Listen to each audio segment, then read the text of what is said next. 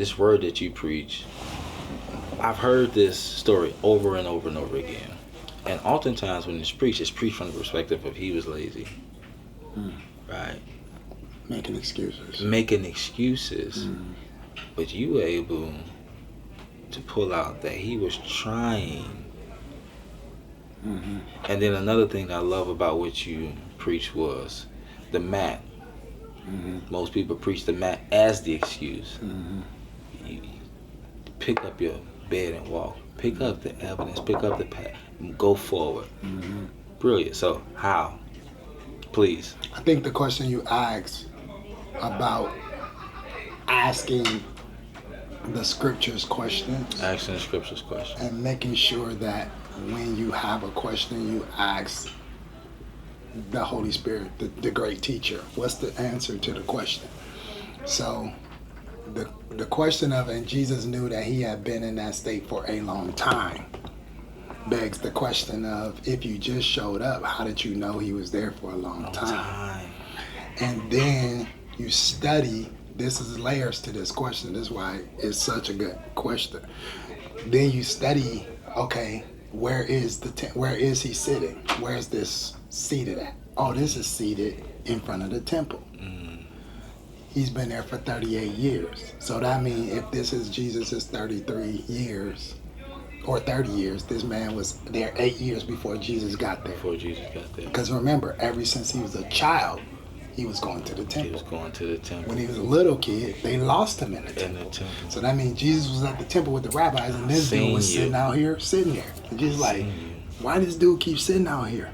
And then you go. And now the next year comes, it's Passover time. You got to go to the temple. So Jesus comes again, because he kept the law. So he comes and he sees the man still sitting here. He's like, you still sitting there? You still sitting here? You still sitting here? 30 years. He just keep passing by and saying, you still sitting here. Because he's located outside the temple. And everybody else just walking past him thinking like, you missed your miracle because the angel came in and you didn't get in. And then Jesus said, I saw you was here for a long time. And then he stopped one day and just was like, do you want to be made whole? Because you've been here. Because you've been here every year that I came here, you was here. I came, left, everybody came and left, and you still here. Do you want to be made whole? Man, like, he started talking excuses. Well, nobody put me in, nobody, because that's the traditional way that I think I'm supposed to get healed. And Jesus said, well, what if I told you that you have the power to get up all the time at my word, that if you believe me, that I'll speak a word to your mind that'll get you to have the faith to do what you thought you couldn't do. And what you were sitting in, what you were sitting on, and what you couldn't move from. You can do it all right now yourself.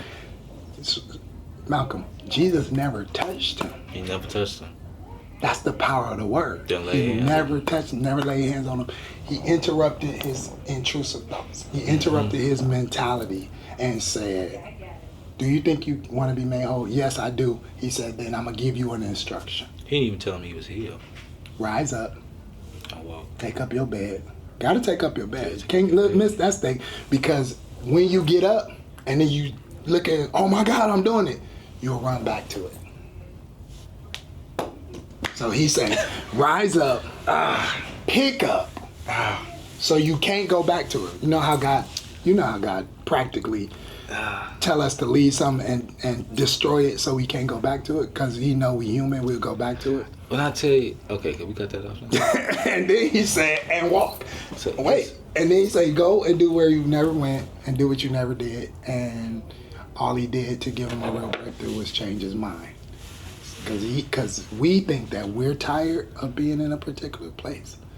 But what if God's tired of us complaining in the same thing when we all the time had the power to change it, but we didn't believe we could?